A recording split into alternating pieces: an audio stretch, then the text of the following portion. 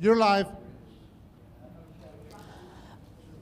Buenas tardes. Si hay alguna persona que necesite servicios de interpretación, por favor pase aquí para darle equipo para que pueda escuchar toda la sesión en español. And this is just an announcement for non-English speakers. I will be providing interpreting services. ¿Hay alguna persona? Gracias. Thank you all for coming tonight for the lead and copper rule. My name is Adrienne Widmer, and I'm the Utilities Director. This evening, we are going to have a presentation. We'll have a question and answer session. We have posters in the back here that I'll get to on any kind of technical, or if you want to take a look at it, it's just got a lot of great information. The presentation today is going to be by Charles Thomas. He's with Petroglyph Consulting, and he's actually the principal of the company, and it focuses on providing grant funding assistance and environmental compliance services to municipalities and other public agencies. Chuck was one of the first employees with the New Mexico Environment Department Drinking Water Bureau, and he was hired in its inception in 1993. And he helped implement the Phase 2 and 4 inorganic and organic sampling protocols under the Water Conservation Fund program. He spent over 8 years as the chief engineer for the Drinking Water Bureau, where he assisted communities with drinking water compliance and implemented the arsenic rule. He also developed the statewide engineering program for the Groundwater Quality Bureau in 2008. So for the past 20 years, he's focused on building successful partnerships involving both private and public entities to complete capital improvements using a mix of local, state, and federal funding. And these partnerships have resulted in over $85 million in external funding leveraged for public agencies covering projects including flood mitigation, transportation, environmental compliance, outdoor recreation, and others with a focus on green infrastructure and community benefits. He's got a Bachelor of Science degree in mining engineering from the New Mexico Institute of Mining and Technology. He's a professional engineer, and he's registered in the state of New Mexico since 1997. He gave a very similar presentation to the municipal league, and that's where all the different municipalities get together. So when this lead copper rule came out, he went and he did a presentation for them so that they would totally understand what's going on. We're just really happy that he's willing to come and do this talk. In addition, we also have Martin Torres. He's the Public Water System Supervisor Manager for the New Mexico Environment Department. He's got his associate's degree in water technology here in Las Cruces, and he holds his water level 4, which is the highest level of certification in the state of New Mexico. He also has a civil engineering degree. Right now, he's in charge of compliance, data, and enforcement for the Environment Department, and he's been with them for 10 years, working with technical assistance, water system optimization, and the such, so we're very fortunate to actually have him in Las Cruces to assist with that. Also with me is our Regulatory Compliance Deputy Director, and that is Stephen Perez, and so he's been overseeing a lot of that because this is a regulatory issue.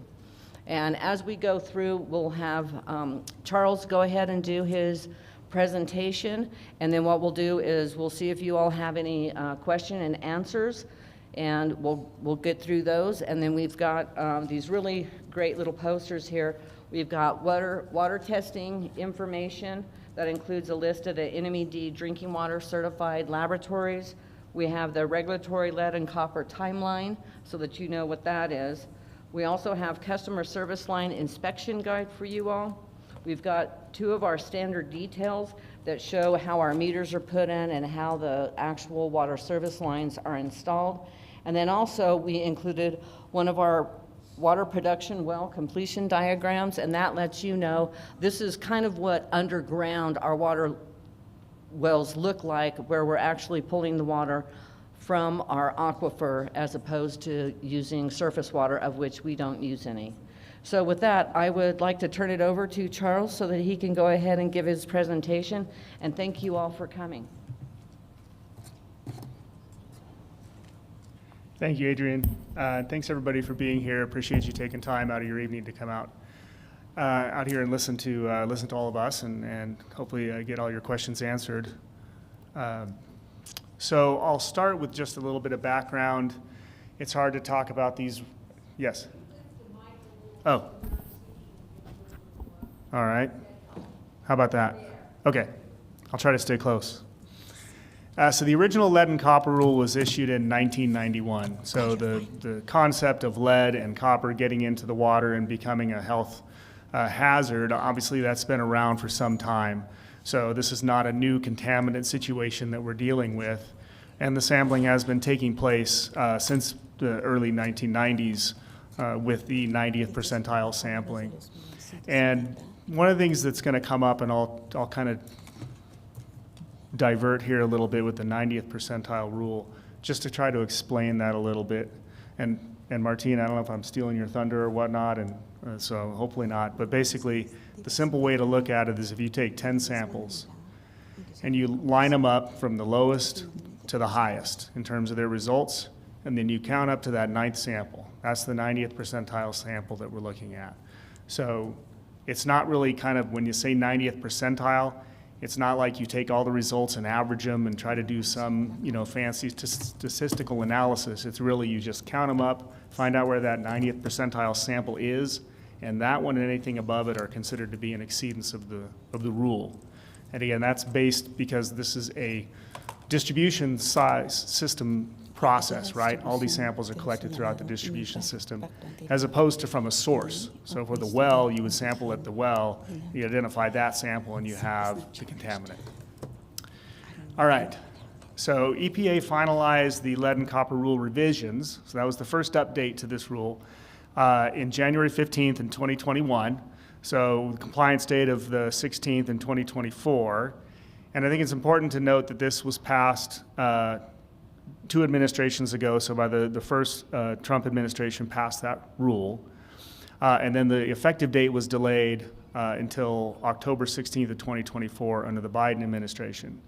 And I bring this up because there has been a lot of back and forth with some of these rules as we've gone through some of these administrations. There's been kind of a lot of whiplash as the rules have kind of gone back and forth in terms of their interpretation. One of the new definitions that they brought out as part of this rule is the galvanized requiring replacement. So that's kind of a mouthful, and it doesn't really seem to mean anything. But what it's talking about is a galvanized service line that was located downstream from a lead component. So it's a connector or a line segment, and upstream the water went through a connector or a piece of service line that was lead. And the reason that this was identified is that research has shown that galvanized metal can attract and store lead particles from the upstream plumbing and then later release them back into the house. So traditionally you'd have the lead service line, it would release some of that lead, the corrosion would impact the line, it would go into the household, potentially be ingested and create health effects. Some of that could have been stopped or can be stopped by the galvanized line, it can tie onto that. And then further corrosion or disruption with that line can release that and then cause that lead to then go into the household and create a similar situation. So it's not the galvanized metal that's the problem, it's the lead that may have been attracted to it and tied onto it and then later released. So under the lead and copper rule revisions, water systems are required to develop an initial inventory by October 16th of 2024. This is now in the past.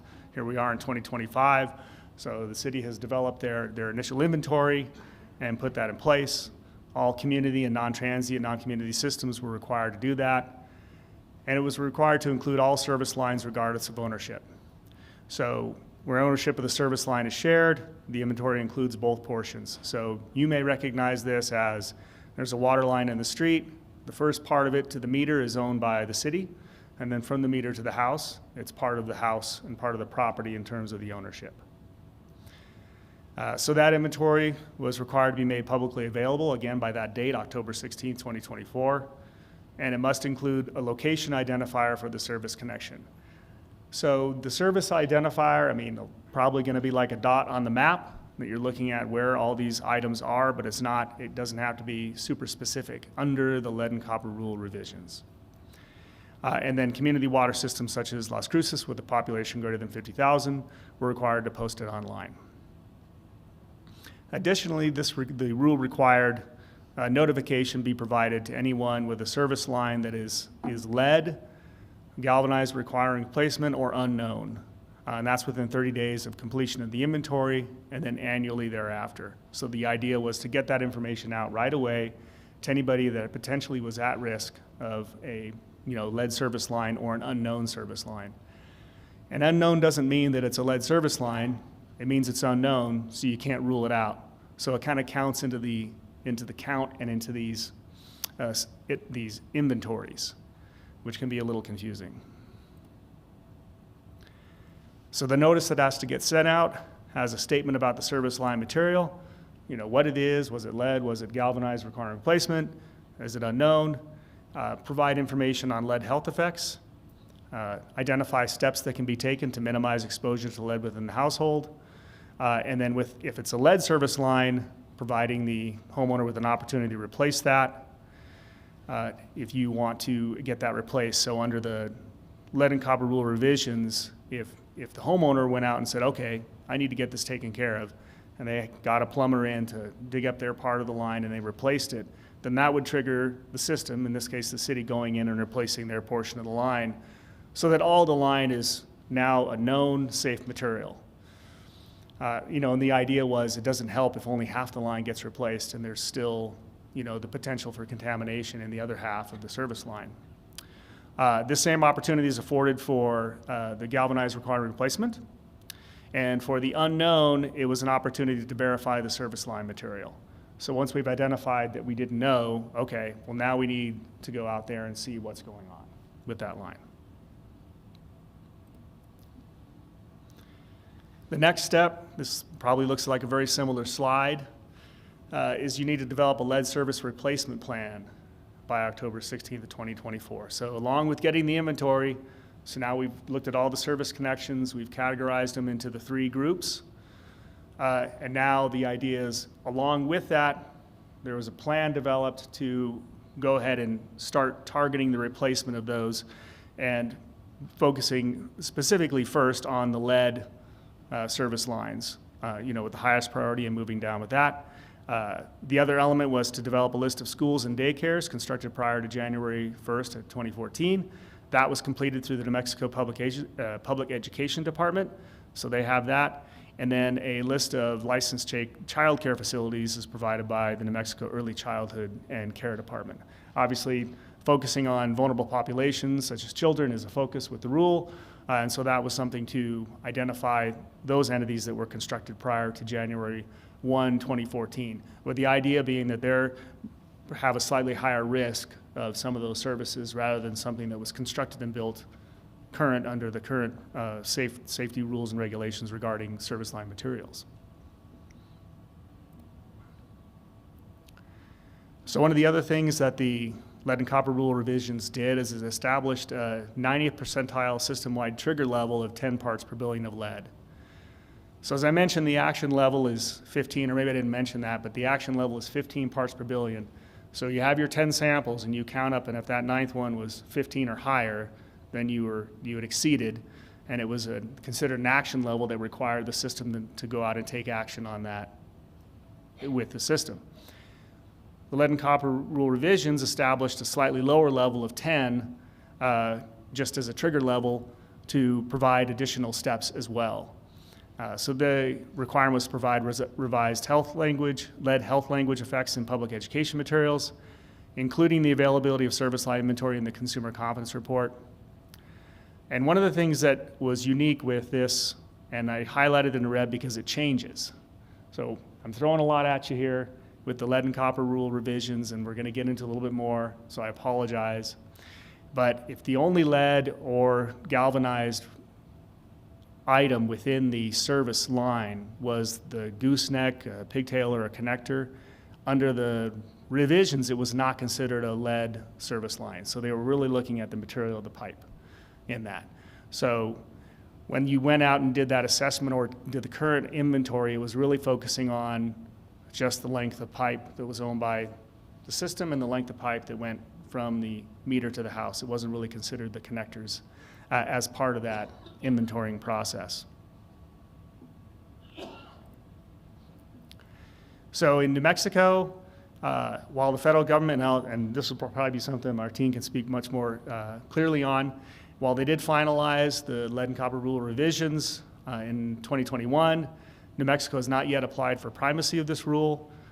My understanding is they're applying this year for primacy. And that includes both that rule, which is still in effect, and the second rule that is now dropped, the lead and copper rule improvements. And both those will occur this year. So right now, enforcement of those requirements currently rests solely with EPA.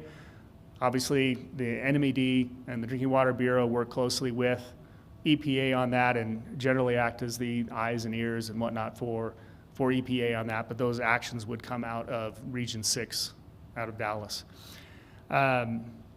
And then there is a portal that NMED established, Drinking Water Bureau, to request assistance with the lead service line inventory for communities.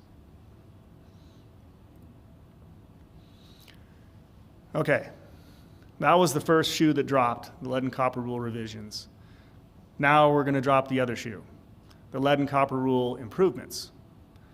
So shortly after the lead and copper rule revisions rule was passed and put into place, there was a lot of concern that although it did increase the inventory and identification of what was going on with lead service lines, there was a lot of feeling that it wasn't still sufficient to address the health need that was out there. So for example, with the lead service line replacement, under the lead and copper rule revisions, a water system was only required to replace, I believe, 3% of the lines, lead service lines per year, which essentially would mean it's a 33-year cycle ultimately to get to full replacement of all of the lead service lines that would be in the system.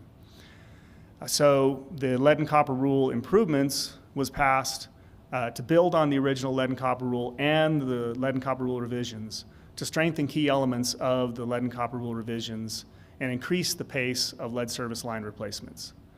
So it's not your typical rule replacement situation, because what they did with the regulation, since it happened so closely on the heels of the prior rule, they said, well, there's a lot of these aspects that we like with the lead and copper rule revision. We're going to keep those in place.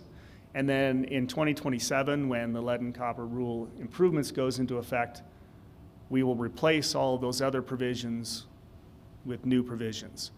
So it can be a little confusing, not only for members of the public, it can be confusing for water systems, for the regulatory community, for everyone, because you've got a rule that's in effect and it's going to be partially superseded by the new rule, and some of those elements are staying in effect. So the key three areas that the lead and copper rule revisions are kind of keeping in effect: the service line inventory, that's a good thing, right? It's always good to know the information. The public notification requirements, also very good to maintain that level of transparency. And then the Tier 1 public notification of lead action level exceedances. And that's the very, very quick notification that goes out. And then the remainder of that rule will be replaced by the lead and copper rule improvements when it finally goes into, or fully goes into effect in 2027. So what's different? So the lead service line inventory. So there's also a lead service line inventory with the lead and copper rule improvements. And now the community, which has already established one based in, in October 2024, has to turn around and create a baseline inventory of all service connections by November 1, 2027. Seems relatively simple. We've got kind of the same inventory here. We're going to turn around and do it here. Why do we need 3 years? Well, one of the things that it added in is adding in information on the connectors. So while the connectors are not required to be inventoried and verified, if a system is going in and digging up the line, or if they know the information about what those connectors are, those flexible connections of pipe that kind of go from the meters to the lines and from the line to the main line, then those are required to be added into the inventory. So it's a little bit of a you know, at kind of a reversal, and you have to kind of go back out if you didn't catch that with your first inventory, and now capture not only the lines but the connectors itself. The idea is now we are capturing every component of that line from the main line to the house as part of the inventory, if you're able to do that. So it does include the number of lead and galvanized requiring replacement service line replacements that are taking place, and it updates the inventory annually, beginning on January 30th, 2029. The other element that's required is to validate the accuracy of the methods used to identify the non-lead service lines by December 31st of 2034. So under the lead and copper rule revisions, we talked about that you could have an unknown line, right? There really wasn't any incentive, direct incentive or requirement to go out and figure out what is that line. It triggered, you know, additional requirements because you couldn't discount it as a non-lead connection. So it kind of kept things on the books, and you had to go out and recertify under that rule. But in terms of being forced to kind of go out there and dig it up and identify it and clearly take it out of the unknown category, there was no real requirement for that. Under the lead and copper rule improvements, one of the aspects they added is validating those methods used to identify those non-lead service lines by December 31st of 2034. So if you have, say, a subdivision that went in very recently, you know, went in last year or 2 years ago, and we know that it was all non-lead service lines, it's not enough to just say it. They have to provide some documentation identifying how do we know that this was not used, you know, lead service line material was not used in that. So that now becomes part of the inventory process as well. It's kind of that data backup. So that's the lead service line inventory. Now for the replacement, just with the revisions rule, the improvements rule requires a replacement plan. So not only have you identified all these lead service lines, now you have to have a replacement plan. Again, very similar to what you had before. For any system that has one or more lead, galvanized requiring replacement, or unknown service line. And this plan is due by November 1, 2027. So there's going to be a plan moving forward to adjust what had been created to meet the new requirements of the improvements rule. So one of the differences is, I'd mentioned with the revisions that you only had to replace about 3% per year. Under the lead and copper rule improvements, now all lead and galvanized requiring replacement service lines have to be replaced within 10 years, starting in January 30th of 2028. So now we're looking at basically 10% per year. Now this is an average of 10% per year, and that replacement rate is going to be calculated as a cumulative average beginning on December 30th, 2030. So in other words, by the end of 2030, a system should have replaced an average of 30% of their identified lead, galvanized requiring replacement, or unknown service lines and connectors. And the idea there is that the rolling average allows some flexibility from a regulatory standpoint, that if a system comes in and say, 10% was 1,025, and they only did 1,024. If it was an absolute number, then that would be a regulatory exception. This way, with the rolling annual average, there's that understanding that some years may be slightly more efficient at getting those replaced than others. The other thing, which I don't have on here, is that the sampling pool, or the selection pool that's used to determine the 10% can change. So when you start in 2027, when the city starts, they probably will still have a percentage of lines that are determined to be unknown. All those count in the replacement pool. If during those, as time moves on from that, additional work is done to identify those lines and they're identified as non-lead, then that's going to reduce that replacement pool, which is going to reduce the percentage that has to be replaced on an annual basis. If, on the other hand, they are identified as lead or galvanized, then they stay in that pool and move forward. Additionally, if a line that was previously identified as non-lead, they dig it up and figure out, oh, it was actually lead, then that's going to change that replacement pool and, again, change those numbers. So there's a lot of complexity in how the city utilities is going to be able to track this and maintain their compliance, because it's somewhat of a moving target based on the actions that they take to identify the service lines. Doesn't this sound like fun? Yes. Now on the lead service line, water systems are required to replace the full service line from the main to the house if it has access. And that's a key aspect. So right now, for most of New Mexico, pretty much all of New Mexico, unless there's a specific agreement or granted authority to a water system, the water system's authority stops at the meter. It's called a corporation stop. That's where the corporation stops, the utility. And then from the meter to the house is the responsibility, and it's owned by the homeowner. So typically, you know, the public entity cannot go onto and replace and impact private, privately owned elements such as the service line. So that whole concept of access is somewhat controversial and it's somewhat vague. So in a situation like this, what would be required for the city is they have to make a reasonable faith effort to contact the homeowner using two different methods of media, like a phone call and a postcard, to try to attempt to have the homeowner grant them access to go in and replace that portion of the line. Obviously, the homeowner is not required to grant that. This is a request. And then there's a couple of other things that change this replacement plan. Systems that would have to annually replace more than 39 service lines per 1,000 service lines are eligible for a deferred deadline longer than 10 years. And one that I'm sure is very popular, the states are required to set a shorter deadline for a system where it determines that a shorter deadline is feasible. So for example, if a system the size of the city of Las Cruces had only 10 lead service lines, then I think that the state would say, well, it's probably not going to take you 10 years to replace those 10 lines. You can do that in a shorter time frame.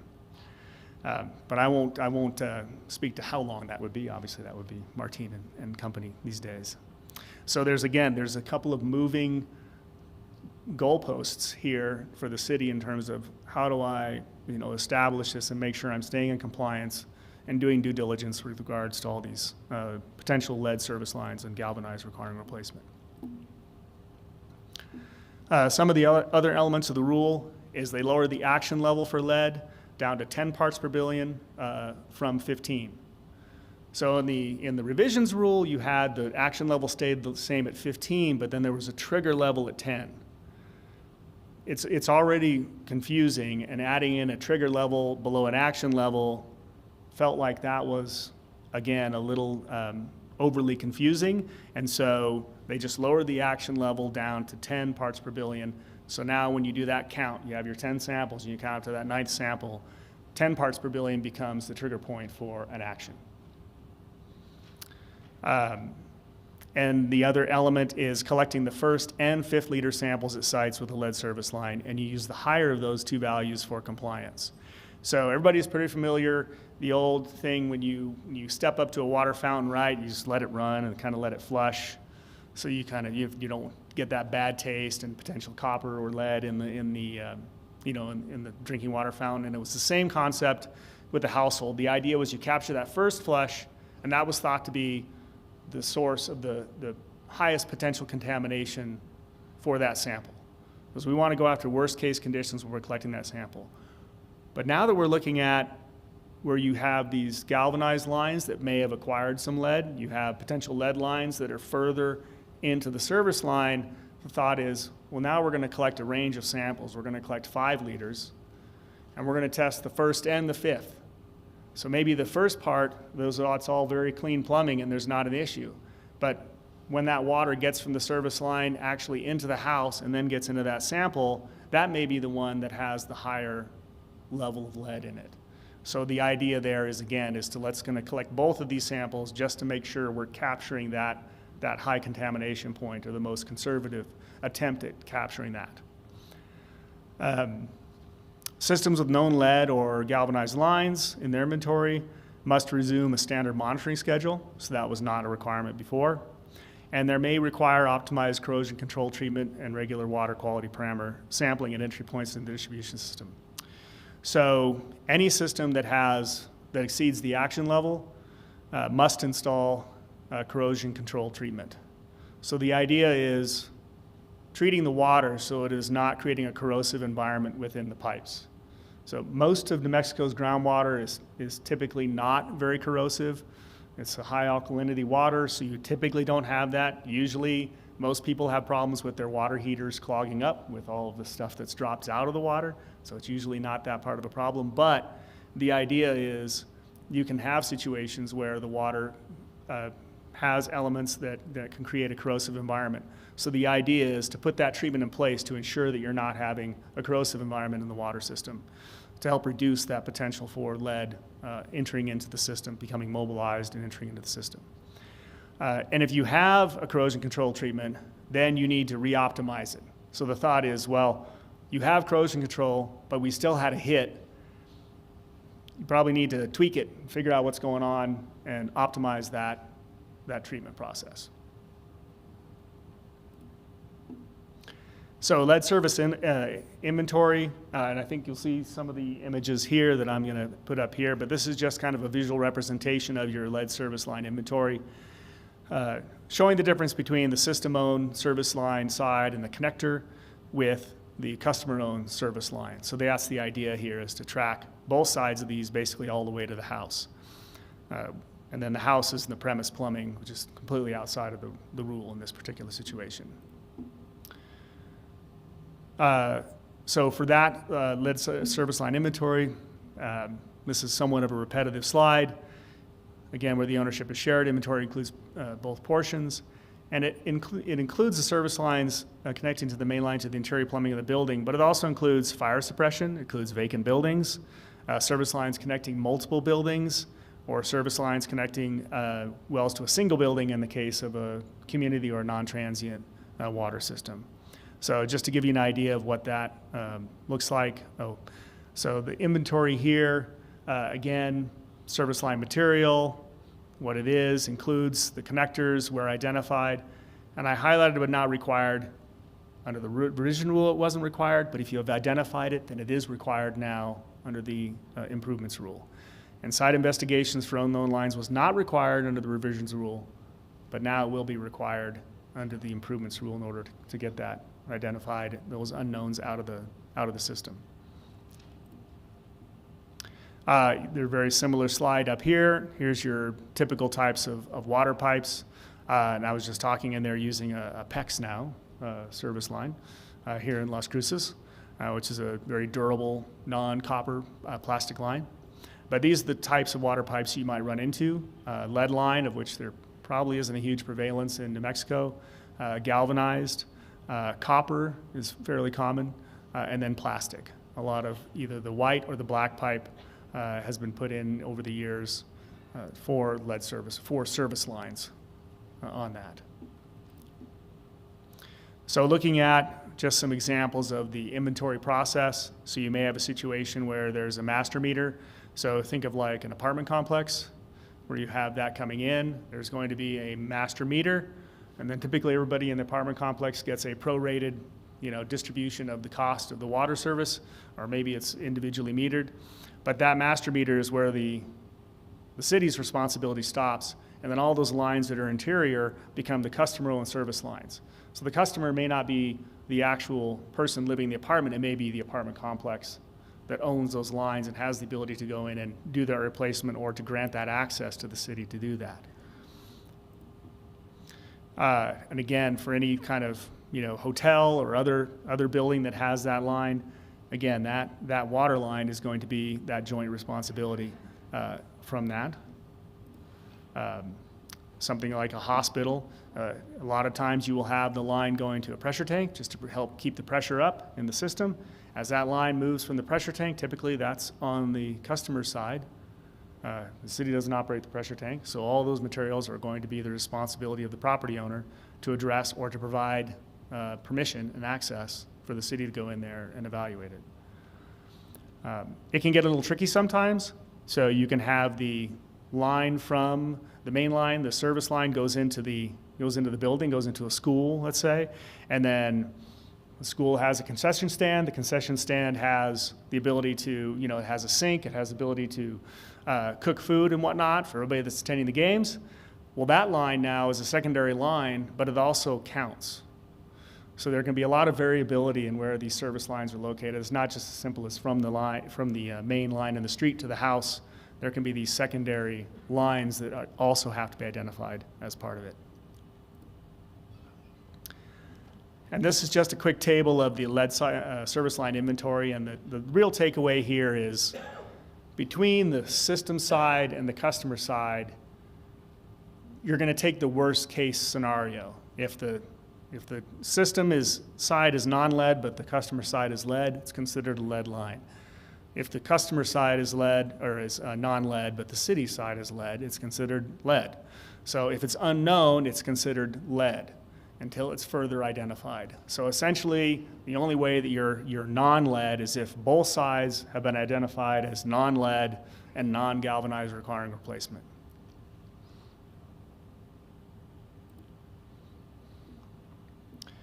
So, you know, one of the recommendations obviously is identifying and tracking service line materials as they are encountered in the course of normal system operations.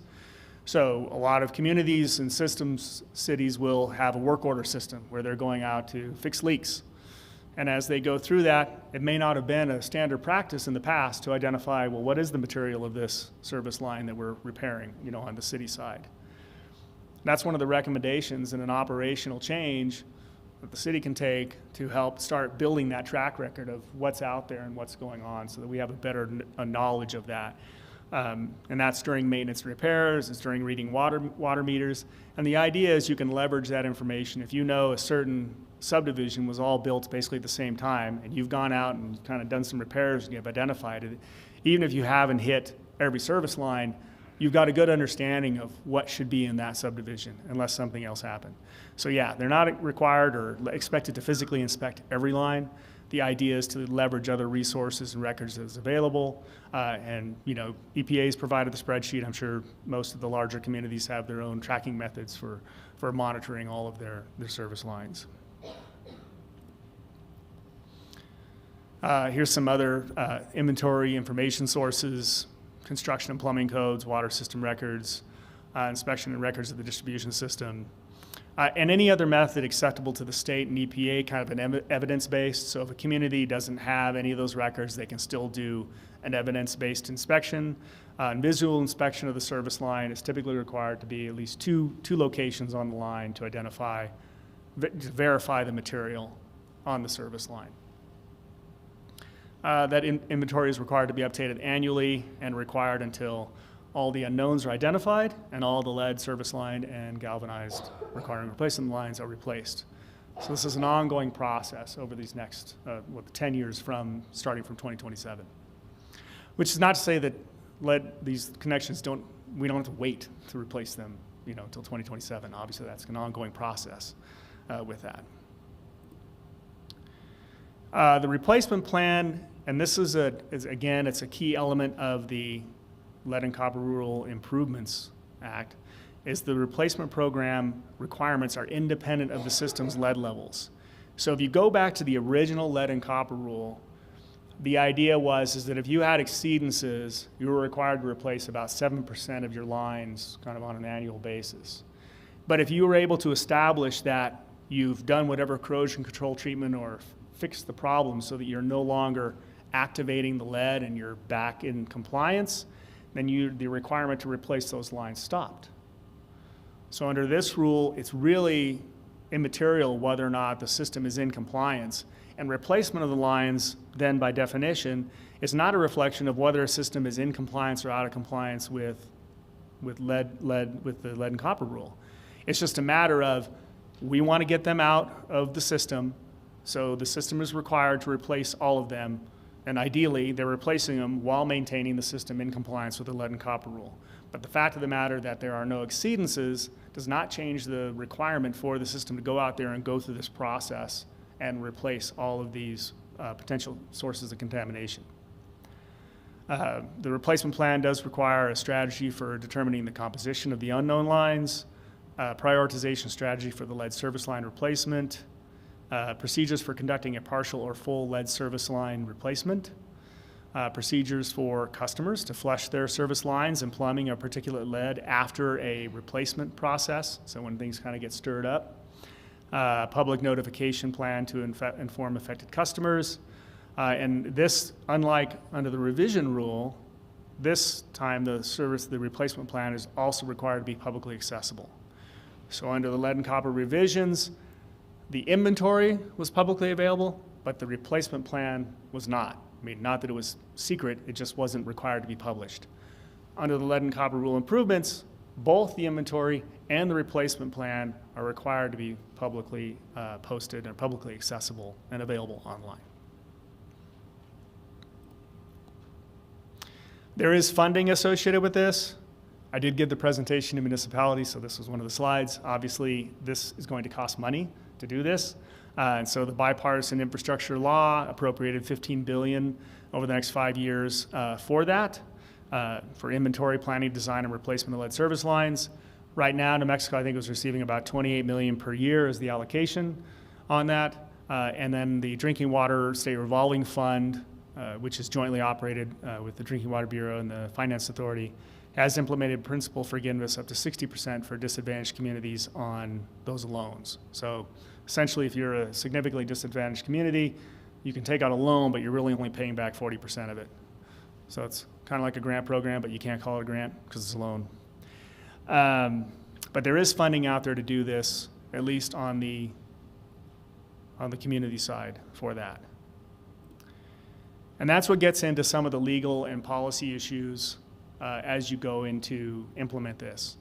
So the idea of the lead and copper rule improvements was to replace the whole service line, from the water line to where it enters the house and all those lines, secondary lines, and maybe beyond that. But you run into this issue of private property, right?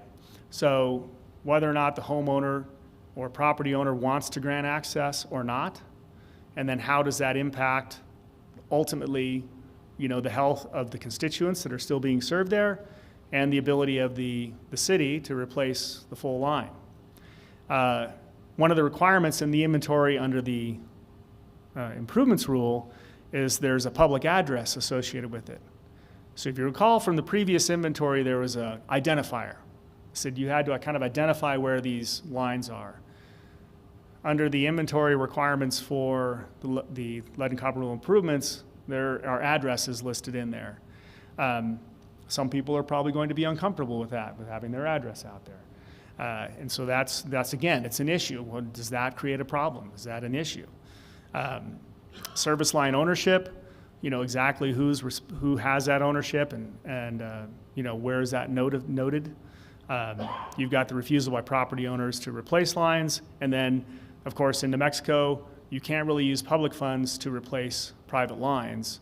So that gets into that whole issue of the rule mandates that the system, if they have access and control, is required to replace the whole line, from the water line in the mid-street all the way to the house. But they're not required, and they can't, pay for the portion of the replacement from the meter to the house.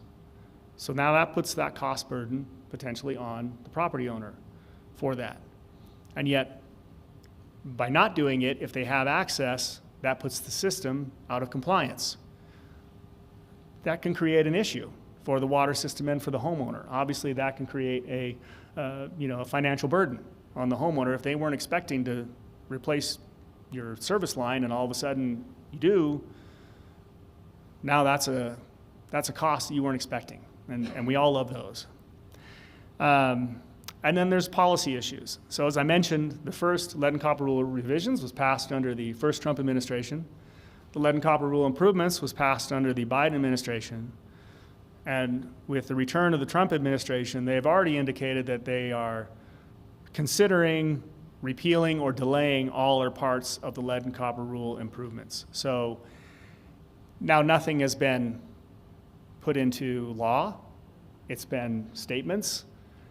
But it creates a level of uncertainty now for both the water system and for you, the property owners, on exactly what should I expect here. Are we going to expect a change to this rule? Is it going to change again or not? So these are some issues that are kind of ongoing and still really don't have great answers to them because we're just, kind of fresh into this process.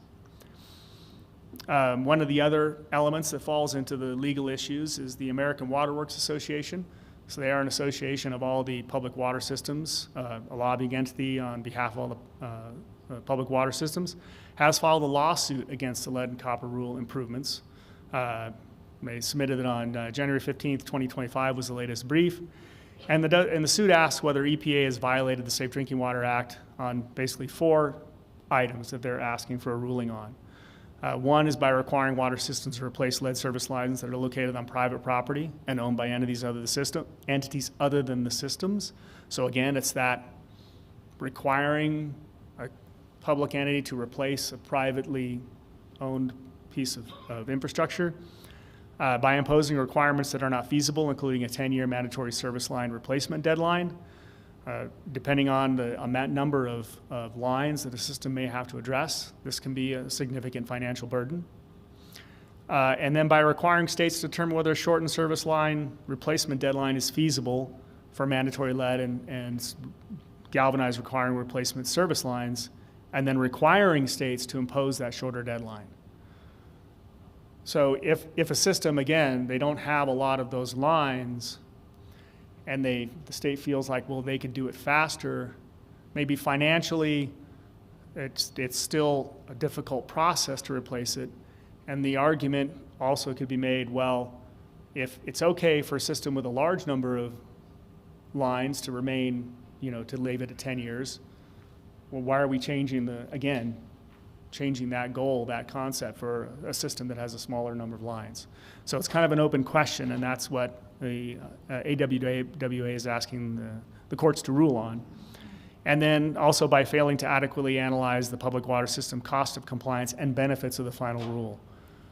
As part of all these rules that are promulgated, their EPA is required to go out and identify how much they expect it to cost for all the water systems nationwide, and what are the expected benefits. And typically those are health benefits that are then translated into a cost model.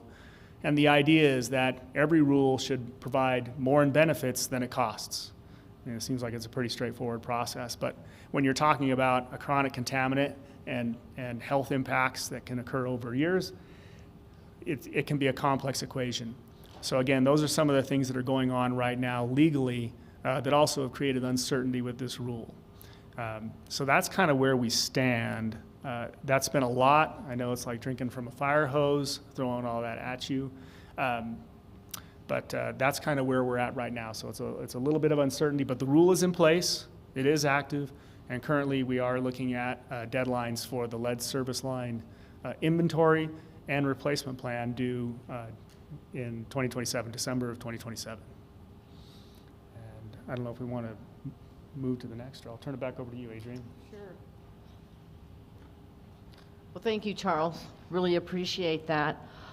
So we're going to open it for questions and answers. If you'll let me know, because we've got about a little over an hour for Q&A. And we definitely want you all to have the opportunity to come up and actually take a look at some of the posters and ask even additional questions if you want to have those more on a personal level. But how many people would like to actually ask a question? Very good. So what we'll do is one at a time, and I'll bring you the microphone. And then that way you can ask your question and see what kind of answers we get.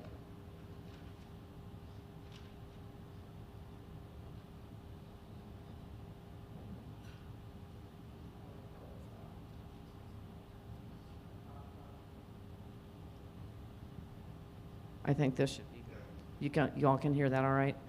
Okay, let me start with you and then we'll take you.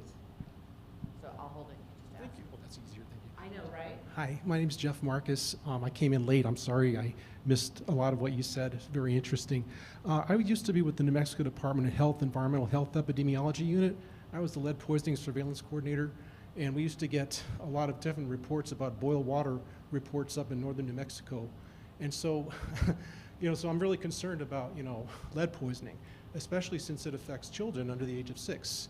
So I was wondering if you could speak a little bit to some of the public health and health ramifications of not having an expedited policy in place with the pipelines. And it sounds like we almost have sort of a manpower shortage being able to do this, and it seems that some of this money should perhaps be used to increase and expedite the process, because as you probably know, lead is an insidious disease, and as adults we can process it better, but children unfortunately don't process it as well as adults do, so it affects their neurological systems. It can cause long-term behavioral health issues and things over time. So if you would please do that, I'd appreciate it. Thank you.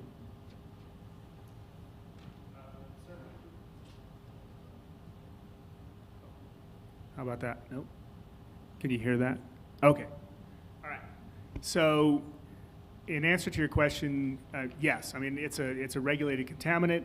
Obviously, there are significant health effects associated with it. And I think both the lead and copper rule revision and the lead and copper rule improvements, that is part of the replacement plan, is to prioritize vulnerable populations as part of the replacement. And that includes, that's why daycares and child care centers are listed and are required to be listed as part of the inventory. With regards to the timing and the funding, right now of the 3 rules that have been issued, the original lead and copper rule, the rule revisions to now the lead and copper rule improvements, this rule has the tightest timeline for replacement of all those service lines. So I think what you've seen is we've gone from you don't really have to replace if you could manage the lead levels to 3% per year, now up to 10% per year on the replacement process. So there's an escalating scale in terms of the number of replacements per year.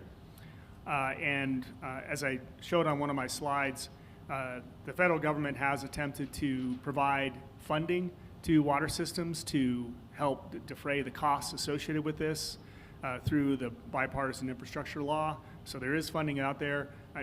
I will tell you, it's not obviously enough to get to fund all the replacements for all the water systems, but it's certainly a piece of the puzzle. And then, Martine, I didn't know if you wanted to add on to that. Yeah, sure. So with the LCRR, as mentioned in his presentation, there is a 90th percentile. So now within that rule, if you exceed your 90th percentile, there is a tier 1 acute public notice that has to go out that further straightened the rule, letting the customers become aware of these exceedances. It wasn't like that under the original rule. Another thing with the lead and copper inventories, it's requiring water systems to tier their sampling schedules. You have tier 1 and tier sample sites. So those are known sample sites that have identified lead lines. So those are being targeted to get sampled during their scheduled sampling event. So prior, that wasn't necessarily a requirement or as strong of a requirement prior. So a little background with lead and copper sampling. This is one of the few samples that's taken at the customer's homes that's collected by the homeowners. So almost everything else that we do for compliance on the drinking water side is collected by a certified sampler. Lead and copper sampling, however, is done by usually the homeowners, and the reason that is because we have our first draw sample requirement where the water has to be in stagnation in the line for 6 hours. So the first people to wake up are usually the customers, and they use the water. So generally every water system operator provides its customers instructions on how to collect these samples. So that's not going to change with the LCRR. The customers still are going to be taking those samples, but we're going to give them. We're working on that right now, but giving them directions on these 5-liter bottle samples that's now required. So we're capturing more volume of sample than what was previously being done.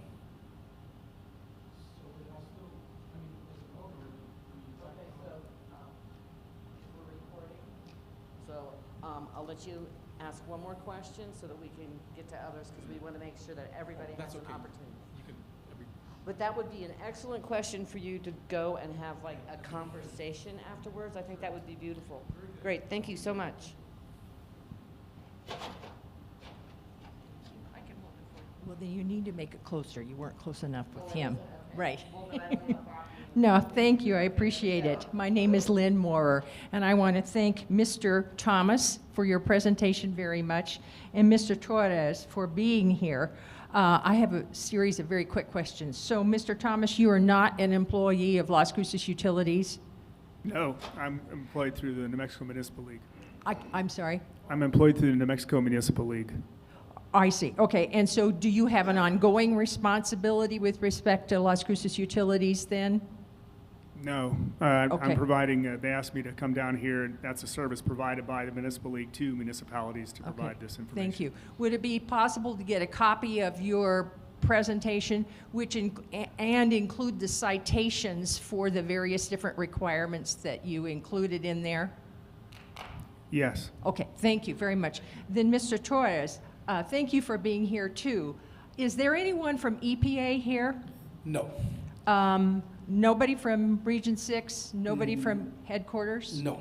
Okay, so I'm a little confused as why there isn't someone from EPA, because as Mr. Thomas explained, and I know this to be true, the state does not have enforcement authority right now. That is correct, but we work hand in hand with EPA Region 6. So right now, for example, with the lead service line inventories, they came to us and asked us to provide them a list of who submitted to the state. Of those submittals, which ones were complete, in our opinion, which ones were completed, or, where the completeness was there, like the full inventory of all their service lines. So they went off our recommendations on what enforcement actions needed to happen after we met. So there's a distinction between the state's advice, but no ability to enforce. Currently, no, with Right. the LCRR. Okay, so that is a big difference. So the city, any city within New Mexico. New Mexico, then is still has a responsibility to comply with the rule as EPA defines it and interprets it, not as the state interprets it at this point. No, I think they were going off our interpretation of the lead and copper. Well, but that's EPA's decision. Yes. It is not the state's decision on any of these points at this time. Yes, that's correct. All right, thank you.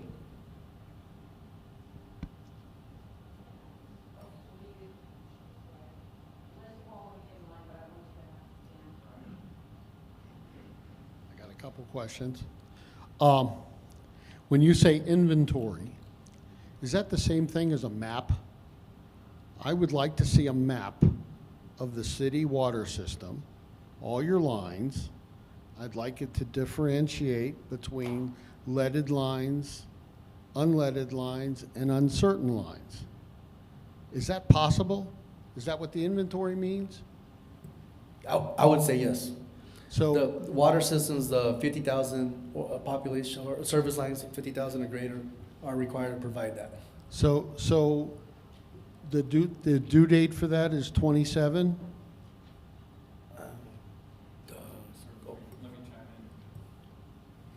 Let me chime in here. I'm Steve Bettis, the Deputy Director of Regulatory Compliance.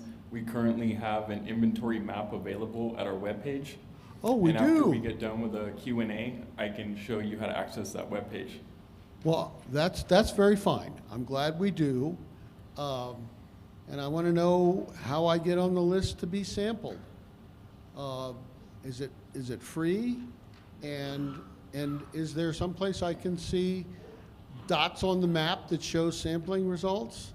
And will all the determinations of lead, unleaded, whatever on the inventory on the map be verified by testing? Currently, they're being the inventory. We are verifying service lines by inspections within the meter box, where we can visually see where the service lines connect to your water service meter. But that's not a reliable method. If I understand correctly, that's only reliable 66% of the time. And other cities have abandoned that method. The only way to be certain about what's going through the pipe is to test the water. Is that correct? Is my understanding correct? I would say so, but on the sampling portion of it, our website, or within the Drinking Water Bureau, the Drinking Water Watch, we have all of every water system that we regulate, their lead and copper samples are available there to pull at any time. In addition, these samples are collected and sent to labs that are certified through the Drinking Water Bureau already, specifically for lead and copper. Not every lab is certified for lead and copper. So there's a handful around the state that currently meet those certifications and are able to collect those samples or run those samples. So will the city make sampling available to every homeowner? We'll be looking into that, because if we were to sample every single one of those, we're talking about well over $4 million. Martine? Martine? I don't recall the number, but do you recall what number of samples, or Steve, are required per sampling cycle, roughly? I don't recall. The point is that it's not every, it's designed to create a statistical pool of samples from the system to identify potential contamination, but I don't recall the exact number. But anyway, that would be the point, and I think Martina had expressed it, the idea that as we move into these new rules, the idea is to switch those sampling sources to the most likely to have a contamination issue. So once the lead service lines are identified, rather than testing some random house where we don't know, the idea is, well, you target the ones that we've identified are potentially at risk of contamination from either an unknown or lead or galvanized recurrent replacement line, because that's where we're going to see if there's a true issue. Is that a fair statement, Martine?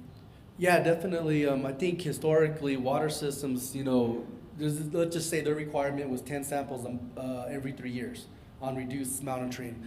What they went out and did is they found 10 customers willing to take the samples. Not necessarily any certain conditions based on their location or the materials at their house or service line. It was just their availability to pull the samples to meet compliance.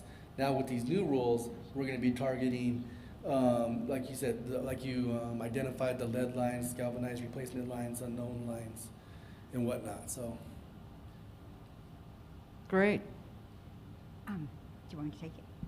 Okay, so thank you for being here tonight. I hope you don't take this personally, but my lack of trust in the city and the city employees is not unfounded. So I appreciate you all being here. Now, my recent phone call to the utilities department was really frustrating because I've known about this before and attended previous council meetings on this, but that phone call left me with even more questions. The response from customer service was really dry, rather annoyed that I was asking all these things. And because there were only like specific responses given, it took me forever to get further information, which only led to further questions that I finally gave up on. But like your comment about how much it would take to replace all of that, I don't think that's really the public's concern, nor should it be. So I would prefer the city refrain from making those comments because it almost provokes people in the audience. Thank you. I appreciate you saying that. Thank you. So my name is Tim, and I'm actually a plumber, and I have a question. So I personally know houses here in Cruces that I've been underneath to do plumbing, and they've got 5 different kinds of piping under the house: galvanized, copper, 5 different kinds. So if you were to go into the house with your sample and test that water, would that results tell me what I see underground? Would those results tell me that you have galvanized, copper? You know what I mean? I don't think it was intended to capture each material of each section of pipe you have underground, but I believe when they implemented the fifth liter sampling, you take the first liter, then you take 4 additional liters, then you capture the 5th liter, That's what it's intending to do. So you capture your 6-hour stagnation sample, and then you also pull what's in the service line.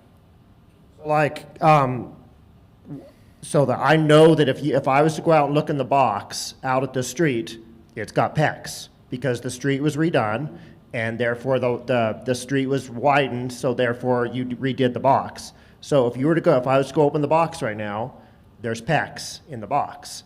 But I personally know that underneath the house, there's 5 different kinds of line. So your test would most definitely 100% tell me that there's contaminated pipes under the house, and that's really the point of what we need to know, correct? Only for lead and copper. Is that what you're talking about? Yeah. Okay. Lead, copper, and what about galvanized? No, I mean, all we're sampling for is lead and copper. Okay. Okay, that answers the question. Right. And then I know you said you answered it, and so here I just went and opened up the Pandora's box, but the idea there is that yes, I mean, if there's different materials inside the premise, that they have the potential to impact the water, right? And they have the potential to leach out. And if that is a sampling site at that house, and then there's a hit associated with it, now that's been identified as an action level location, right? And so then that would probably drive additional investigation as to why was there a hit, right? Was it something associated with the premise, or was it associated with the service line? So you kind of get there, depending on that. And of course, the downside is if the testing occurs and there's, the result comes back clean, there's no evidence to move forward with anything, because in the premise is outside of the scope of the rule. Because, I mean, they're not going to everybody climbing into everybody's, houses to check the plumbing, but that's why it's focusing on trying to capture as much of the plumbing as possible from the street to the point where it enters the house. But yes.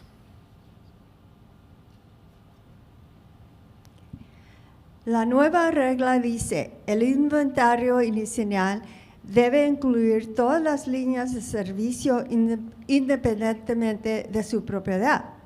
El inventario inicial que Las Cruces preparó y presentó al EPA en octubre de 2024 incluye todas las tuberías propiedad de la ciudad que cumplen con esta nueva regla.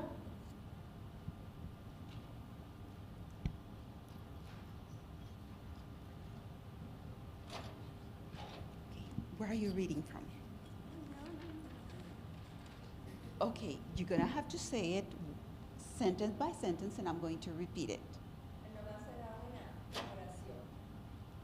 Okay, can you say, ¿la puedes repetir otra vez o la quieres decir en inglés?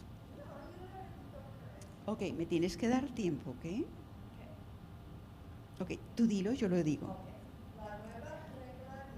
The new rule states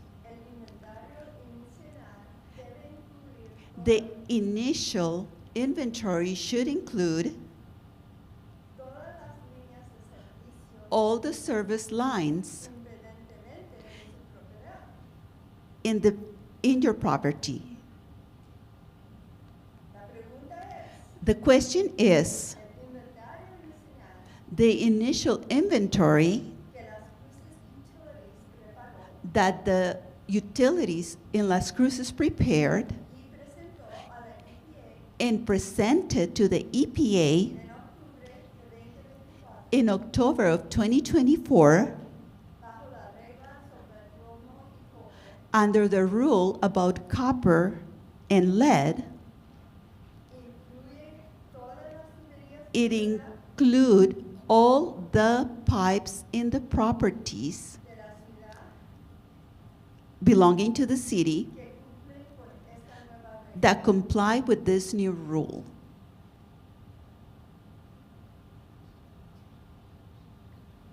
¿Y su pregunta es, señora? So what is your question?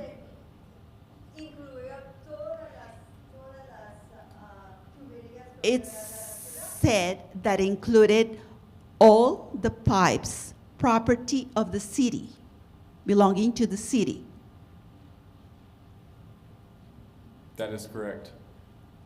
It has included all of the service lines in our systems.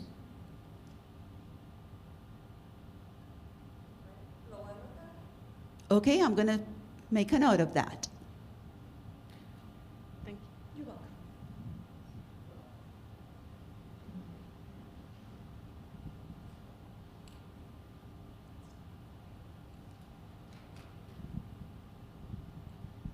So mine would be the house with the 5 different kinds of plumbing. My house was built in 1952. So we know that the EPA is getting gutted, right?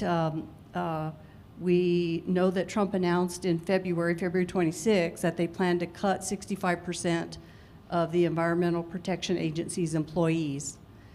So if the lead and copper rule is withdrawn, will the city continue to remove all lead piping?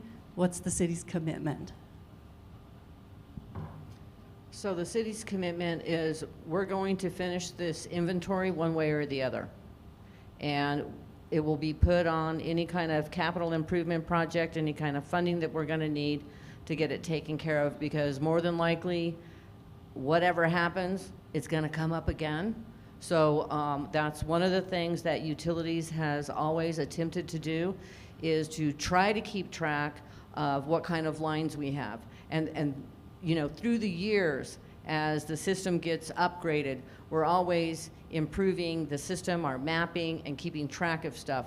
So this is part of our goal, is to actually understand all of that, so that when we're doing capital improvement projects or we're talking with Public Works, when they're saying, hey, we really need to do this particular road, we can take a look at it and say, you know, that's a perfect one to do, because it's ready to actually get in there and make changes to the distribution line, the service lines. And that's what we do with Public Works right now. When they rebuild a street and we rehab our utilities within it, we bring everything up to date. So we're committed to continue to move forward and find funding for any lead service lines that we run across as we are going through this inventory process. And so that means that the city's committed to replacing all lead piping in the system. In our system, yes. Until we get the okay to use public funding to actually get on to people's property, we have no legal authority to actually do that. And that is actually one of the bills that's going through the state legislature right now, that we would be able to actually provide that service to the public.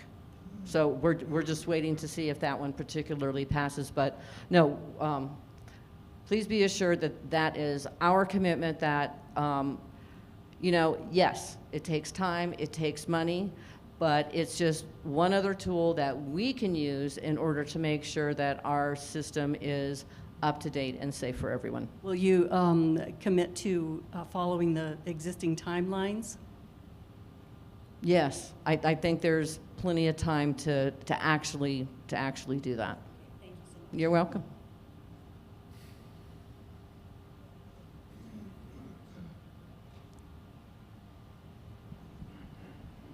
Hello. Okay, my question is, rather than digging up my yard and getting all my lines up, is there a filtering system that I can purchase that will eliminate the lead coming into my home? I'm sure there is, but I mean, we don't make those recommendations on our end. Oh, Sir, if you get a standard 53 certified water point of use filter, for example, a pitcher filter, yes. that will filter out a substantial percentage of lead in your water. And that is what the EPA recommends. Also, a reverse osmosis system is another option for you. Okay, well, great. I wondered that because, you know, to me, that's an easier fix to purchase that system rather than dig up my yard and try to figure out what's on the ground. You know, thank you. I appreciate it. Absolutely. Great. Okay, so we've got, we still have time. I'll come back down this way. Just a quick question. My house was built around 1960. What is the probability that I have lead lines? So from the 1960s, rather not do a probability. I think as we go through, depending on what our mapping system says, because we'll take that's one of the things as we're doing the inventory is to get onto our GIS system, looking through record drawings to see what kind of actual main distribution line is there. And then, of course, if yours is shown as unknown, that is one of the things that we'll be doing is actually making sure what kind of service line is coming in and going out of the meter. We can't really say because that's part of us trying to make sure that our mapping and our inventory of everything that's out in the field is actually what it is. And so coming up with a percentage and then that ends up being wrong, then I don't want you to be mad at me because I'd rather be truthful with you that we're looking at record drawings, we're using our GIS system, and we're just wanting to make sure that we have the correct information. Let me supplement my question then. Would it be the best thing then to purchase a water testing kit and actually test the water and try to determine what chemicals are in there, and especially lead? That's definitely an option, and I think that is an excellent question to actually have with him when you go down there, because I think there's one of the posters down there has a discussion on that.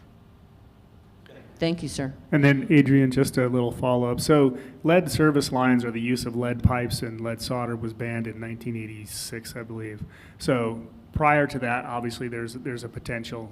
And then, or 78, and then post that time frame, obviously, there was a brief period where plumbers may have had supplies in place, but I think it's very difficult to identify an exact percentage, as Adrian mentioned, because it really depends on where the suppliers were located and who they were distributing materials to get there. And so, you know, it's kind of it's a hard task, but what you can say is as we get to the more modern time frame into the late 80s and 90s, obviously that material wasn't around and you're probably very, very secure. But in your situation with the 1960s, obviously it's still an open question. So typically records are not kept? Typically records are not kept for houses built that long ago? It really depends on what was filed by the developer at the time and whether the materials were included in that. Typically, that's not standard information that's put into those records. I'm speaking generally, not specific to the city.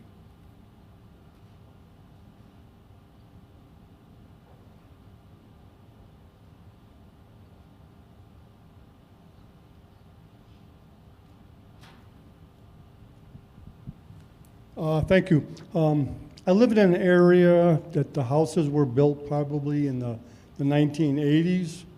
And my question is, when the houses were built, do they have like plot of surveys which showed all the lines coming into the houses from the streets? And also another question is, our supply lines coming from the street, there's been a number of homes where they've had a lot of issues with the water leakage. So they've had to go and dig up the street to replace the lines. I did ask one of the workers one day if they're going to be replacing all the lines, and they says that they can't do anything until the supply line goes bad. My question with that would be, why don't they just replace all the lines up and down the street at one time? It would probably save a lot of money that way. And then this way they could check the lines as well as far as material is concerned. So that's one of the things that we do deal with because service lines eventually are going to give out. And typically one of the things that we do when we're talking with Public Works and they're talking about rehabilitation on some of their roads, that's one of the things we look at is how many service lines on a street have actually caused issues. And we try to convey that and kind of merge with Public Works when it comes to rehabilitation of the actual road. So say, for instance, they're wanting to go into an area and we take a look at that and 50% of the service lines have already been replaced, then we tell them, you know, this is a good time to do that, and we'll knock out the rest of them. But we're always trying to keep track of how many leaks we're having, where they're occurring, and when we need to, we'll say, you know what, this is happening on a more regular basis. It's probably time to go in there and just replace all the service lines. So we do try to keep track of that. And that material is galvanized? No, sir. When we go in there, the new service lines, in accordance with our standards, is PEX, which is plastic. But back then, when they were built in the 80s, it was all galvanized? No, sir. I can't tell you exactly what it was. It would have been in accordance with whatever the standards were at that time. But they have records of where the lines were first put in and everything. 'Cause I noticed, like on Main Street, where the road construction was going on, they had a lot of delays, and I called up to the city to find out what was causing delays on the road construction, and they said that they found where the utility lines were, they weren't actually there. So when they built the roads, when they were mapping out the streets, those lines were not there when they were digging up the roads to widen it and everything. So I'm just wondering if they were accurate when they were doing all the homes out here at that time. So that kind of goes back with wanting to try to make sure that when we are learning more information, that we're putting that into our system. Because ages ago, when they did projects, they would just mark it up and they would like circle around, and it was on a piece of paper. It didn't necessarily say it's, you know, this is the exact. So, and it depends on what the utility is, because there's more than just water, wastewater, natural gas. There's, you know, the telephone, electric, and so forth. So, but when it comes to ours, we're always trying to upgrade our GIS system, which is our mapping system, to make sure that we have a better idea of where our lines actually are. Now, from the 80s, that was more all on paper.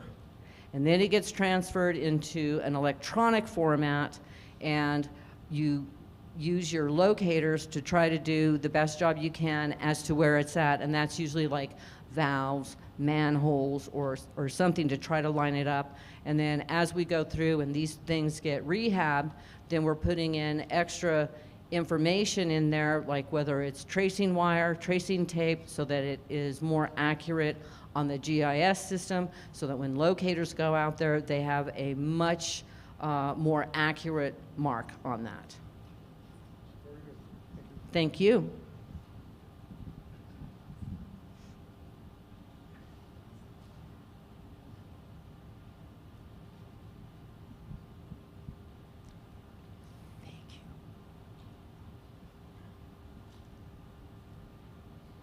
My question deals primarily with my own home.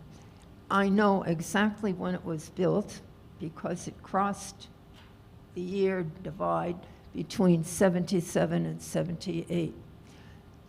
I know the service lines are fine because I already checked those with the city. Now, all the visible piping leading into the house, and I know this because it's been ripped up for sprinkler systems and so forth, it's all PVC. The interior, every visible pipe is PVC. But like most homes, I have several outside faucets. I have no idea what the material in those faucets is, because all I can see is the faucet to the point where it enters the house.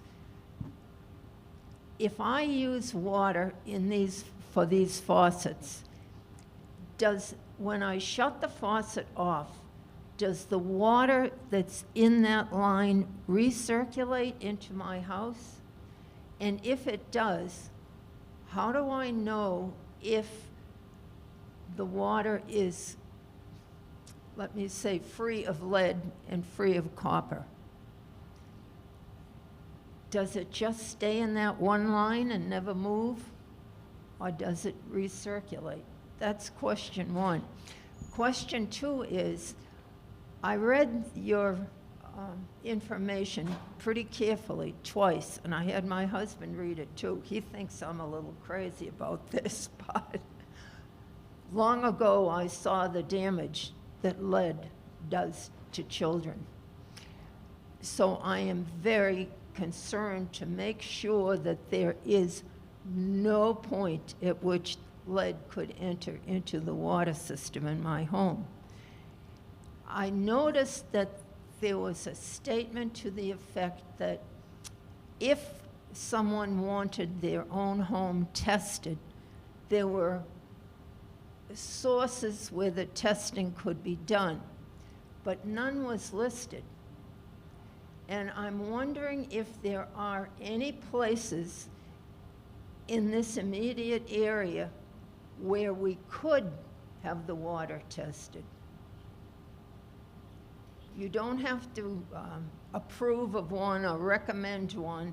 If you would just give us a list, and then it's up to us to do what we want with the list.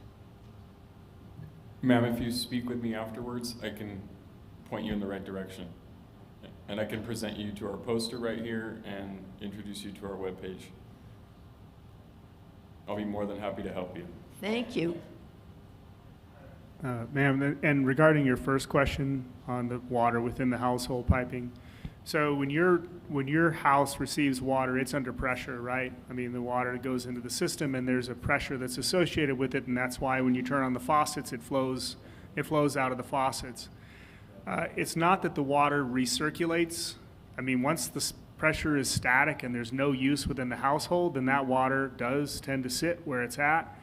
If you have a draw somewhere else in the house, it's going to pull water from the source and from all the available piping to equalize that pressure a little bit. So it's not like it's going to truly recirculate, but it's going to move around a little bit in the pipe. So you are going to get some shifting. I guess the important message I would say is that if you are confident and you've established that there's no lead service line or galvanized requiring replacement within your system coming from the main line to your house and within the house, then even if the water sits, you're not going to acquire lead because there's nothing for it to come from that perspective, if that makes sense.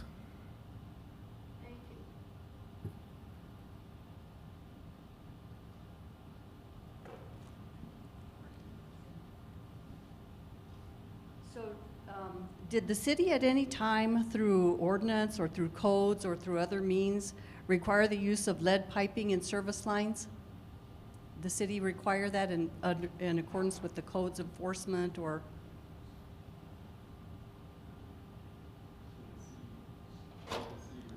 Oh, excuse me, did the city require lead piping? Yes, I have no record that the city ever required lead piping.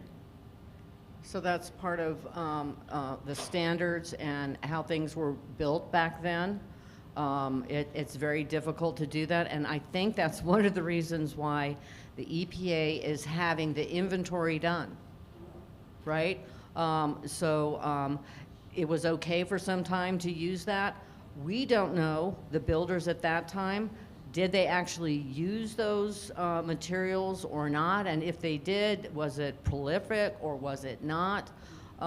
So that's one of the reasons why I think that they're wanting the inventory is to make sure, because at one point in a span of time, it was okay to use lead service lines. So you wouldn't use lead like in a water distribution line because those are bigger and the whole kit and caboodle, but the service lines, yes. So, and that's one of the reasons why EPA has said, you know, let's go ahead and take a look at that, and that's what we're doing. So I have not done any research on this, but it would follow, you know, logically, that there was lead widely used, and it's possible that it was required by ordinance. And so if that is the case, that kind of shifts the liability, right, from the individual back to the city.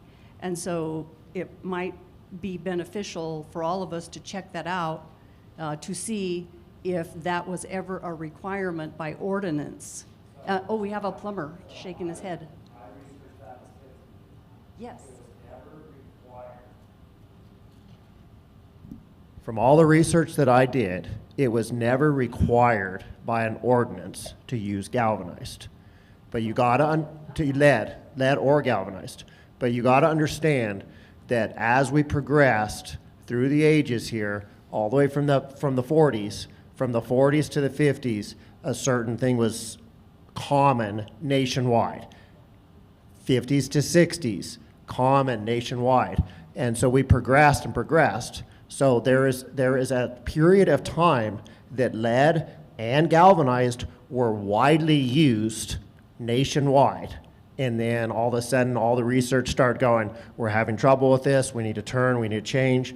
And that brought us to today, where now the best thing for us to use today is PEX. Anyone else over here? Oh, did you have? Could you run that by again, when or what year that they actually outlawed the lead pipe? And I think you said it was sometime before, in 86? 86. So all of us up here in the Bella. The federal lead ban was 1986, but it didn't go into 1986? effect until 1988. Okay, so I'm up here in the Bellama district, so I guess we better get serious about this.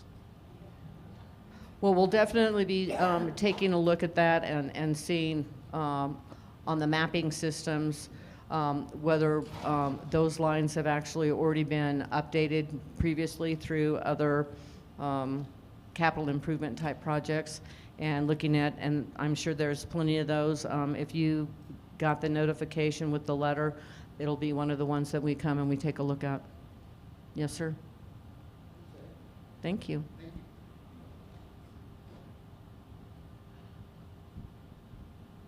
An important point, because I'm guessing most here are property owners and homeowners. I'm a tenant, and that leaves me with kind of unique questions. I have confirmed with county records that my house was built in 1940, and as I look around my house, I'm often amused to think, like, I guess anybody can build a house. So, yeah, as far as distrust in what's under there, and with it being 1940 and being a tenant, and I was kind of told that it's dependent on the notice that my landlords get, which would require that they're residents and that they get it about their own property, and then they have to decide, oh, maybe the tenant's property should be looked at, which left me kind of uncomfortable. I know you addressed that a little bit in your presentation, but what can tenants do? Yes, and that's one of the, it's always been an issue with that in terms of renters, right? Because any notification is going to go to the owner of record of the property from that perspective. And that may not be going to the person that's actually living at the house. They may be located in another home and they own that home, but they're listed as the registered owner or whatnot. And I think it was mentioned, before that there are opportunities to get your water tested. That could be provided afterwards. So if you have a concern of what might be going on in your system, I know when I was with the Drinking Water Bureau, and it's if you have a concern, you should definitely seek out take some water in and have it tested and just see what's happening. And there's a number of water service companies out there that do that. I did give notice as a tenant, but I was told that, like, for my landlords, because I don't know, it seemed like I mentioned I have great landlords, but like they may not have known about it, and I was told that all residents in the city get those notices for their own property, so they would then have to think, well, I have tenant property, maybe I should check them too. I don't know if that's accurate, but that's the understanding that I got.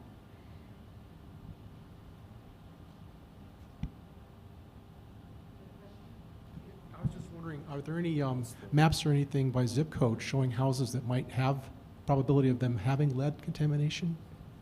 Well, I think that's part of the mapping issue that, that we're working with right now, is taking a look and seeing what our inventory shows, and that's why you got a notice, because we need to go double check. So, and like he had talked before, you know, there is the maps that are online. It's really a pretty cool map. We're not sure what materials were used. Maybe we could find out what the builders used. I mean, some of the builders must still be around, and if they weren't, there must be records of what materials they were likely to have used, so that would give more accurate data. Well, that's kind of where we kind of go back to whatever the standards were at that time, or whatever was popular at that time, and whatever the particular builder of that particular house. You know, we don't have that information. So. What should the average citizen do to ensure that they're drinking, you know, safe water? I mean, should this be like in the paper or something about, like, you know, we recommend everybody in Las Cruces, if you're not sure how safe your water is, to go out and buy a lead kit at Home Depot or something and test your water, but it's going to cost. And so I was just kind of wondering, is some of the money that's being allocated to the city, some of these grants, can that be used for helping people that maybe can't afford lead testing kits? So that would probably be something that we're definitely looking at, right? But at the same time, we don't necessarily, we have our annual water quality report that we have to, that's our consumer confidence report, and we have met all federal and state regulations related to our water quality. So we have excellent water quality, but the one that the lady right there is taking the picture of, that has some information, and so if you want to know now, then you can certainly go that route, or you can wait until we're actually awarded some money to actually take care of that portion of the project. Get more money? I mean, remember, we've got the perchloroethylene Superfund site, and we're talking about a lot more people that might be infected on a daily basis. And don't forget the fact that if you have children being exposed, lead is an insidious, you know, poisoning thing. And, you know, if we can address this as soon as possible, I mean, it seems. So, yeah, so we're committed to try to get the inventory done as soon as possible, and to make sure that everything's okay. So, thank you.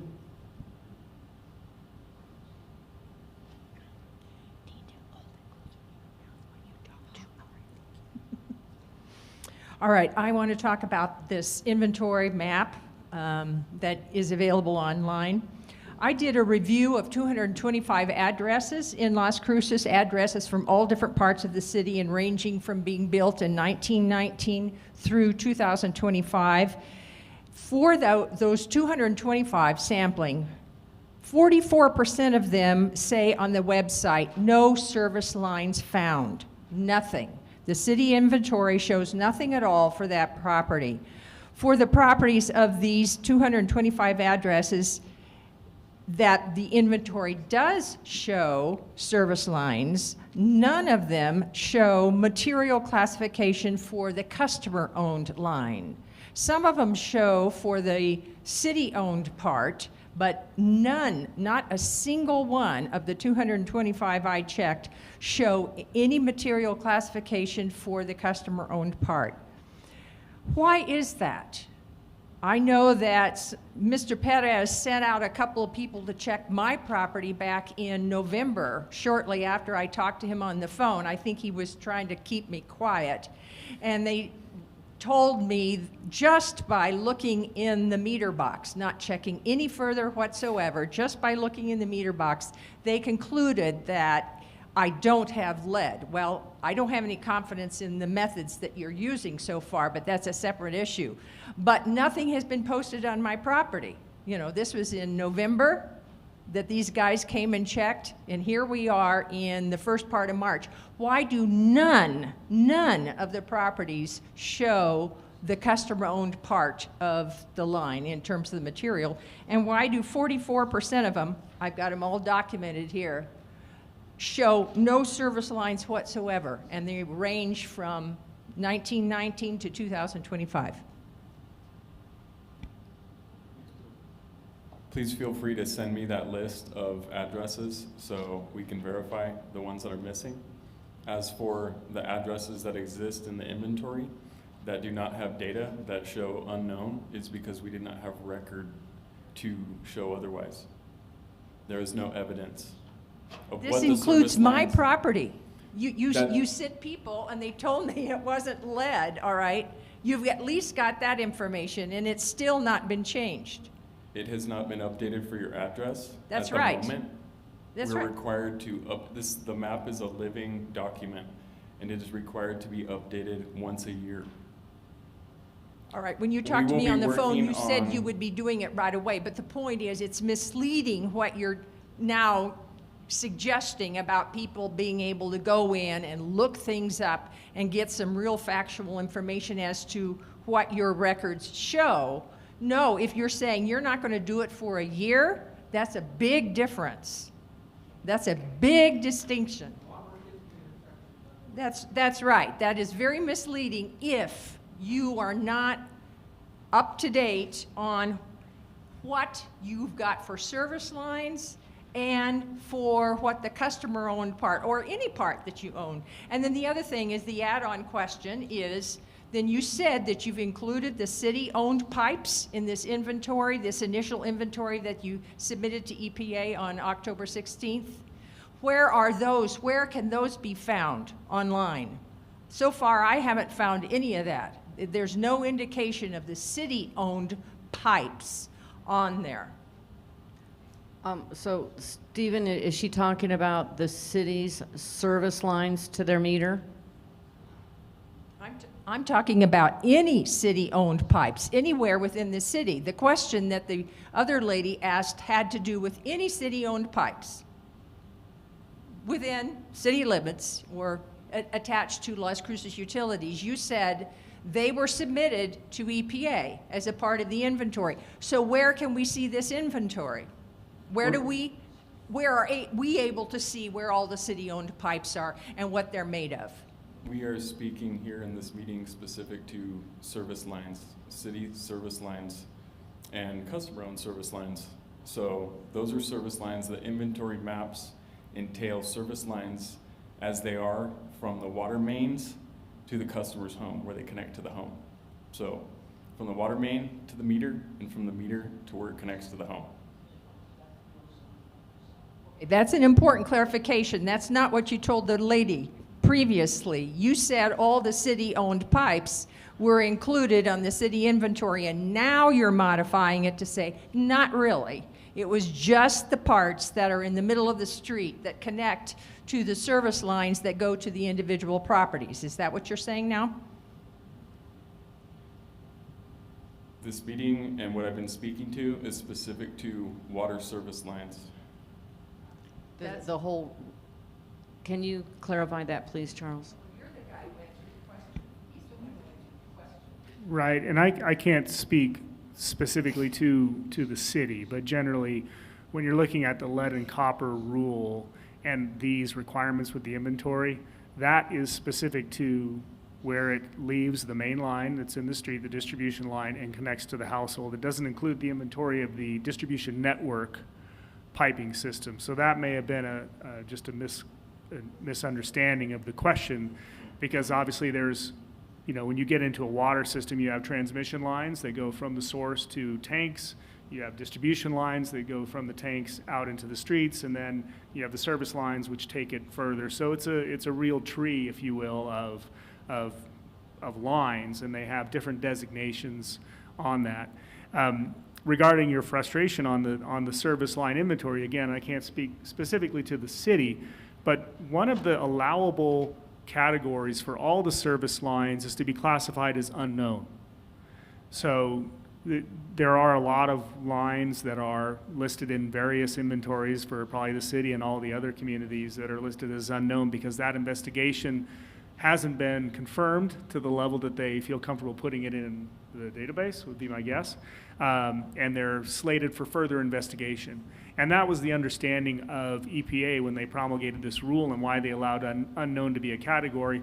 But the caveat is unknown is not treated as clean bill of health. Unknown is treated as potentially lead, right? And so the requirements of the rule for an unknown service line are exactly the same as they would be for a lead service line. So there's that conservative aspect that's put into the rule so that the unknown lines are not discounted, with the understanding that those need to be verified over the time period and corrected so that if they are not a lead service line, then they get that clean bill of health.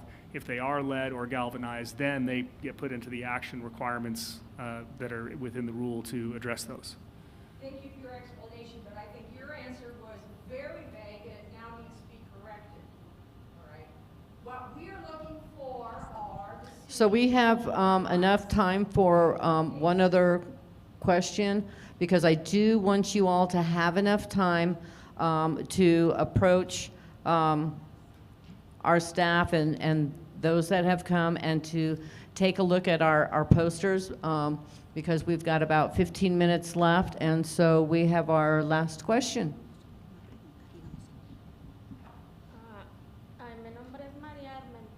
My name is Maria Armenta.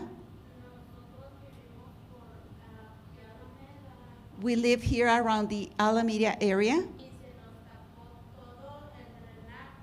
And the whole sewer got clogged.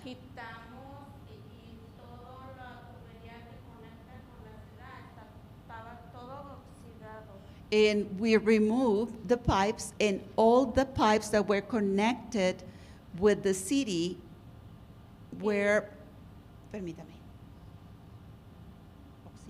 Oxidado y Okay, were brownish.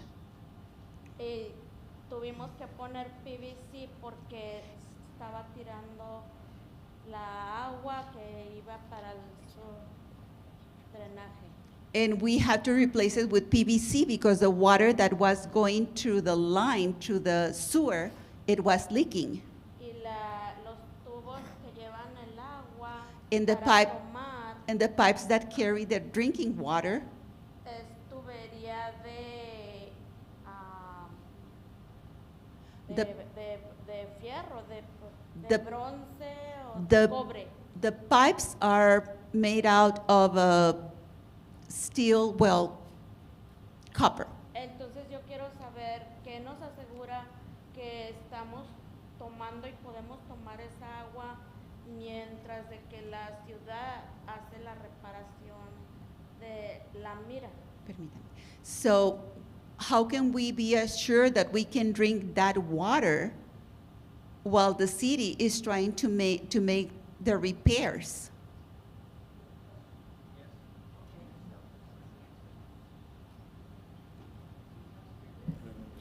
I'll take a stab at it generally on that, and Steve, if you want to step in. But essentially, what it sounded like is you had a break in the sanitary sewer side of the line, and then during the process of the repair, they uncovered or exposed the lines bringing water to the house. Okay. All right. Those are two separate systems. So your sanitary sewer is going to be, it's gravity fed, and there are plumbing codes in place within households to ensure that there is a separation between your drinking water that comes out of your tap and the water that goes out through your drains and that you flush from the toilets. So those are separate systems. Miramos eso, pero We saw that. yo es lo que mi pregunta es, My question is, ¿qué nos garantiza la seguridad de tomar esa agua? Por eso? who will tell us that it's safe to drink that water?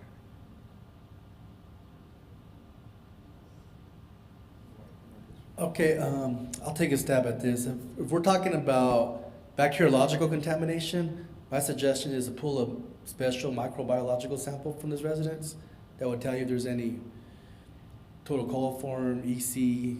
coli issues there. However, lead and copper, we were talking about earlier, is the only rule that's really on the other side of the meter. So the water system's responsibility for providing water that's free of microorganisms stops at the meter. So this issue is on the other side of the meter regarding coliform.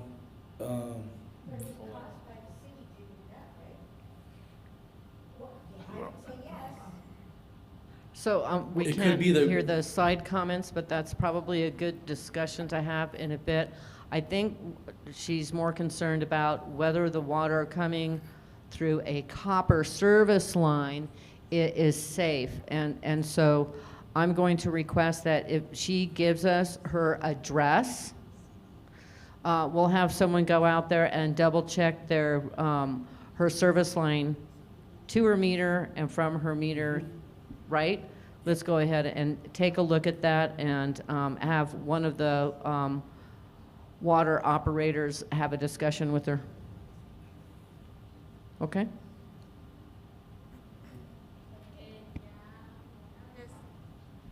Ya una vez fueron a limpiar lo de las In one occasion, they went to clean out where the water runs through, and the smell was really bad.